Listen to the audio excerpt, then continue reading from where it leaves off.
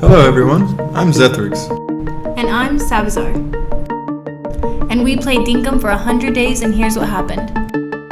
It was the start of day 25, and this meant it was the beginning of a new era. Everything before day 25 was the era of discovery. And now that we knew what we were doing, it was really time to make our town the best it could be. I continued to find new ways to decorate our town. I made sure to get Savazar's opinion on a few things. These pillars would be perfect for the perimeter of our production area. Even though this was a small addition, it made a huge difference. I made my way over to John to sell some goodies, because as you can see, I was broke. I made my way over to Fletch so I could move the museum for one final time, and hopefully I wouldn't have to move it ever again. I made sure to finish the path in front of the museum. I was out collecting a few things when I heard a whistle. I followed the sound of the whistle and I found this little guy.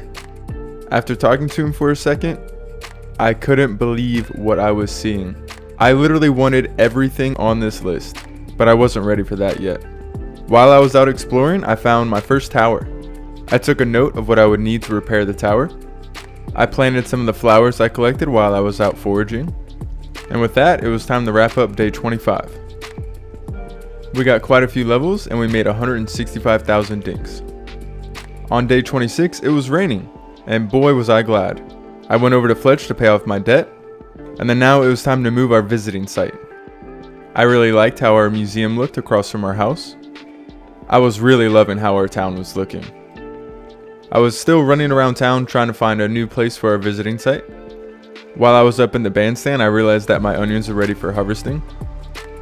And before I knew it, it was time to go down in the mines. But first, I had to go back and get all of our keys. I was not going to go down there without them again.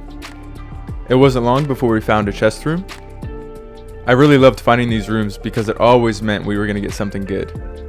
And I think I loved collecting the chest more than anything. But this chest was extra special because it had a new hat for Savazar. As you guys know, getting new hats is my thing, and this one comes with a cool little headlamp. So now I can see in the dark. These bats were literally out of control.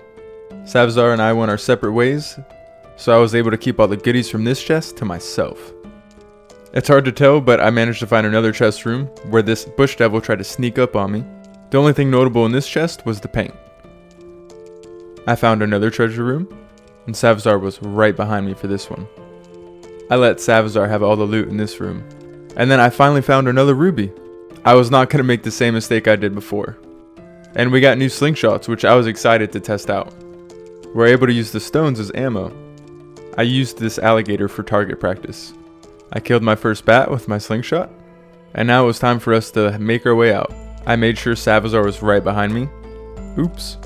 Now that we were back in the elevator, somebody got a little handsy with my ruby. I guess it wasn't mine anymore. Zethrix wasn't looking, so I snatched his ruby and brought it home. And that wraps up a successful day 26. We weren't getting a lot of visitors at this point, so my theory was that we needed to unlock new licenses. So I bought the vehicle license and learned how to make the rowboat. I paid off our debt from the day before. I brought my ruby over to John and I was able to sell it for 50,000 dink. I bought a furnace and a barbecue. I set them up in their usual locations. Zethrix has been doing a great job. Now it was time to smelt all the ore we got from mining the day before. I had almost 200 copper, 200 tin, and 200 iron. And then it was time to finally find a permanent location for the base tent. So I made my way over to Fletch to get the moving deed. And I thought putting the base tent across from John's shop would be the perfect place. And I still had a bunch of wheat left over, so I made more grain mills. And Savazar found me a cool hat. It was time to retire the tiger hat and bring out the chef hat. I always love when Savazar brings me stuff. I set up our grain mills around the windmill. I was going to move them later anyways. But now I was finally able to turn our wheat into flour. I felt like I was finally learning how to play the game. I kept up with my smelters, and now that I had flour, I was able to make bread. Because I was still struggling with energy. And now it was time to set up John's shop so that way it was centered with the pathway. So I redesigned our bushes a little bit. The more we had of these bushes, the better. Theodore gave me a quest to bring him an onion. So in return, he gave me a hearty stew. Thanks, Theodore.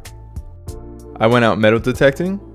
I wanted all the goodies, and I still needed to finish the towers, so I was making sure to collect everything. I found a ton of loot in this underwater area right here. Metal detecting was my favorite. Here was our haul for the day. I told you they weren't going to last long here. I wanted to make sure everything was perfect. So I just decided to move them against the wall right here. I think that looks much better. I didn't stop there with the redecorating. I had a little bit of extra time to continue to make things look a little bit better. I topped off our smelters before it was time to go to bed. And tonight, Savazar had some other things in mind. And we wrap up day 27 with a few levels and 53,000 dink. And finally, we had a visitor.